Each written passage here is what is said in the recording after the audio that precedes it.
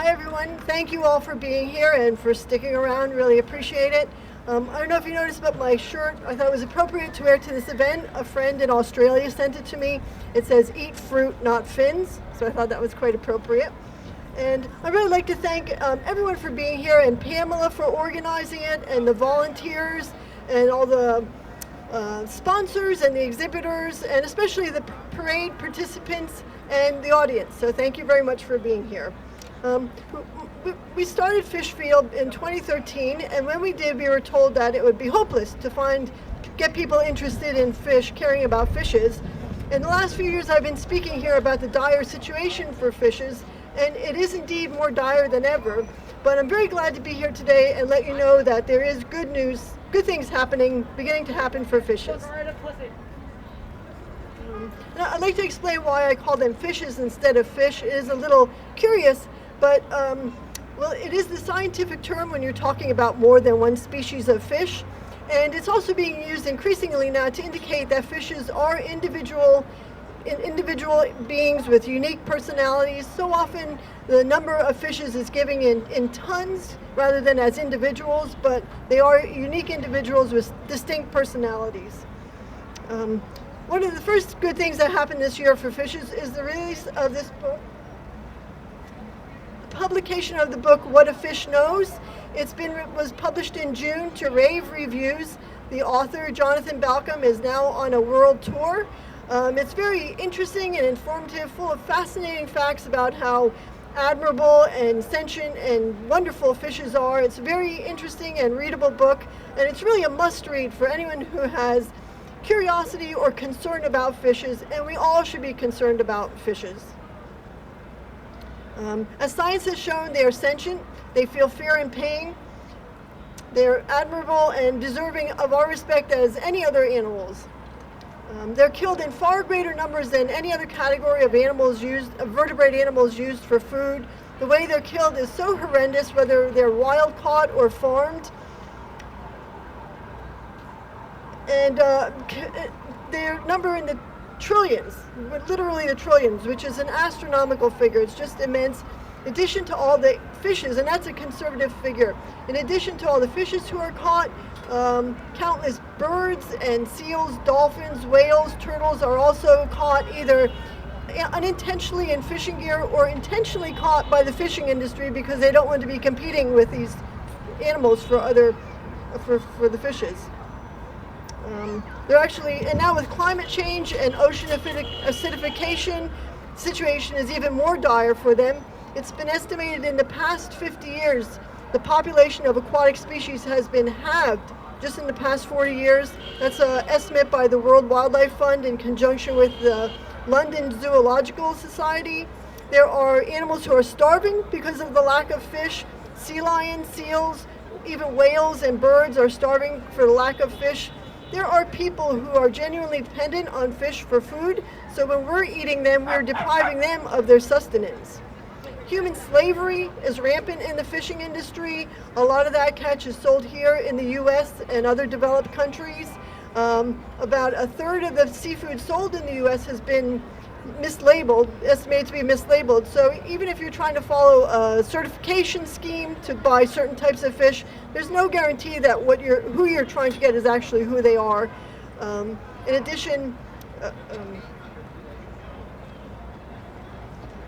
much of the fish who are caught are used, people point to fish farming as a solution to the problem, but many of the fish who are caught are used as feed for farmed fish, farmed shrimp, chickens, pigs, so the fishing industry is propping up those industries as well.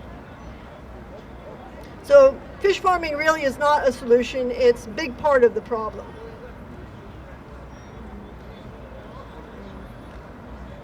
It's also not healthful for us. Fish is notoriously known to be high in mercury, dioxins, PCBs, cholesterol, saturated fat. All of the nutrients that we derive from fish and from other animal products can easily be obtained from plant sources that are better for us, better for the animals, and better for the environment. That goes with fish oil as well. That can be similarly contaminated. It's also prone to rancidity, and when it goes rancid, it produces free radicals that are potentially carcinogenic. So not only is fish and fish oil not healthful for you, but it's potentially a hazard to your health. If you like seafood, there are vegan versions of virtually every type of seafood imaginable. On our website, we have hundreds of recipes listed. I actually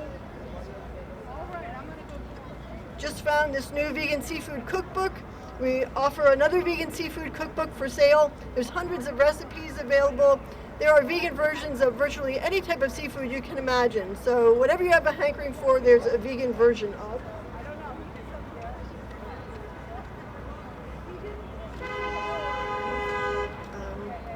And people are beginning to wake up to the realities of what's happening to animals. The public is getting a better sensibility towards animals. And we are beginning to make headway for fishes also.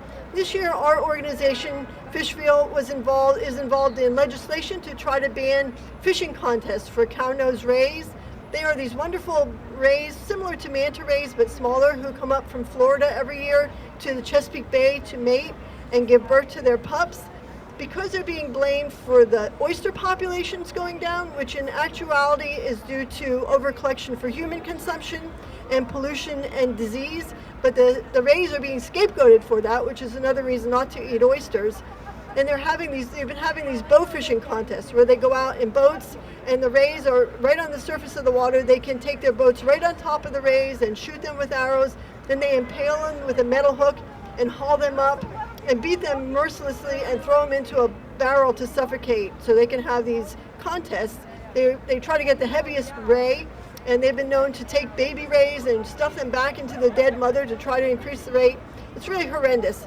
So we went out with an organization, Shark, showing animals respect and kindness, and documented what they were doing. We rented boats, and Shark brought their drone and flew that overhead. We got a lot of great documentation and footage. We released it to the media, and we got a lot of great international media coverage of that. This year, we formed a coalition with animal protection and environmental organizations, and we introduced legislation. Just this past week, it passed the Senate subcommittee. It's now going on to the Senate, where it's expected to pass. And if it does, it will really could set a precedent as being the first legislation for fishes that ban a contest based not only on conservation measures, but also for empathy. But we really need everyone's help to get that passed. So far we've had some 230,000 people have signed a petition against the contests. But from New York, you can help get this legislation passed also by letting the Maryland Office of Tourism know that what you think of allowing such egregious animal abuse to happen in the state. And if you go on our website, fishville.org, you can find information how to go about doing that. So that shows that people are concerned about fishes. And as animal advocates, it's up to us to educate the public. If we say that people don't care about fish, that's largely our fault if we're not explaining to them why they should care. And there's so much great information why we should care. This is a book, Do Fish Feel Pain, by Victoria Braithwaite. She's professor of fisheries and biology at Penn State University, and she lays out very eloquently the scientific basis for fish sentience. So please be a friend to fishes. Remember, fish are friends, not food, so let's us be a friend to fishes and speak out on behalf of them. You don't have to be an expert to do it. There are so many resources available.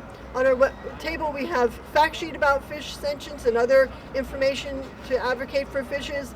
There's loads of information online and so many opportunities to do that. You can post comments, you can write letters to the editor, you can call into talk shows, you can show other people how wonderful vegan seafood is and let them know about the harm that fishing and fish farming does and how hazardous fish and fish oil is to our health.